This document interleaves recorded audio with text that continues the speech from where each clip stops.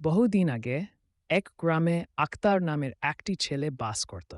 সে ছিল খুব দয়ালু এবং প্রকৃতির প্রতি তার ছিল অগাধ ভালোবাসা। একদিন আক্তার নদীর ধারে ঘুরতে গিয়েছিল। সেখানে সে দেখল একটি মাছ জালে আটকে পড়েছে এবং বাঞ্চার জন্য ছটফট করছে। ওহ গরিব মাছ, আমি তোমাকে বাঁচাবো, আক্তার বলল সহানুভূতির সঙ্গে।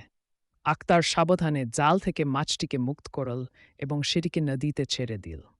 ধন্যবাদ আক্তার, তুমি আমার জীবন বাঁচিয়েছ। আমি তোমাকে এর প্রতিদান দেব। মাছটি কত্তছায় বলল। মাছটি কথা বল। আক্তার প্রথমে অবাক হয়ে গিয়েছিল। তুমি কথা বলতে পারো? আক্তার বিস্ময়ে জিজ্ঞেস করল। হ্যাঁ, আমি পারি। তুমি এখনই বিপদে পড়বে আমাকে দেখো। আমি তোমাকে সাহায্য করব, মাছটি আশ্বাস দিয়ে বলল। এরপর থেকে আক্তার এবং মাছের মধ্যে গভীর বন্ধুত্ব হয়ে গেল। একদিন গ্রামের লোকেরা জানতে পারল যে তাদের গ্রামে একটি ভয়ানক যারা আসছে। সবাই